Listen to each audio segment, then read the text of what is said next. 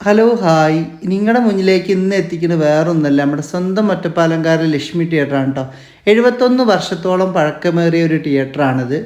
അങ്ങനെ ഈ തിയേറ്ററിനെ കുറിച്ച് ഡീറ്റെയിൽ ആയിട്ട് അറിയുന്ന ഒരാൾ നമ്മുടെ അടുത്തുണ്ട്. അപ്പോൾ ആളുടെ നിന്ന് ആദ്യം നമുക്കൊരു സംഭാരോ അല്ലെങ്കിൽ ഒരു സോഡയോ കുടിക്കാം. ഇവിടെ സ്പെഷ്യലാണ് കേട്ടോ ഇത് അങ്ങനെ ആളേന്ന് സർവത്തോ അല്ലെങ്കിൽ സംഭാരോ അല്ലെങ്കിൽ സോഡ സർവത്തോ കുടിക്കാൻ വേണ്ടി ഞങ്ങൾ ചെക്കന്മാരെല്ലാവരും വരലുണ്ട് കേട്ടോ. ഒരു സ്പെഷ്യലാണ് ആളുടെ സർവത്ത് അതുപോലെ സംഭാരമൊക്കെ.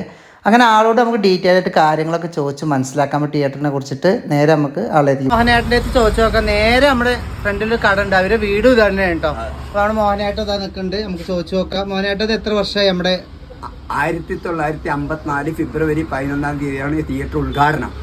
അത് എനിക്കറിയാം, ഇതിന് മുകളിൽ കലണ്ടർ ഉണ്ടായിരുന്നു, അത് നോക്കിയിട്ടാണ് പറയുന്നത്. അത് ഇ പി പ്രദേശീയരെ തിയേറ്ററാണ്, ഇ പി മാധവൻകുട്ടിയെ കെട്ടിയ തിയേറ്ററാണ്, അവരാ തിയേറ്ററാണ്.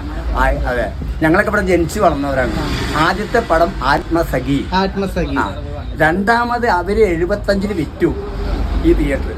1975 വിറ്റു.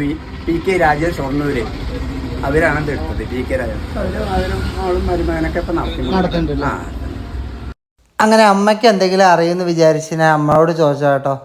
അപ്പോൾ ആ ഏട്ടൻ്റെ അമ്മയല്ല, ഇത് ചേച്ചിയാണ്. ചേച്ചിക്ക് 2 വയസ്സുള്ള സമയത്ത് ഈ തിയേറ്റർ ഓപ്പണിംഗ് ആയതാണ് കേട്ടോ.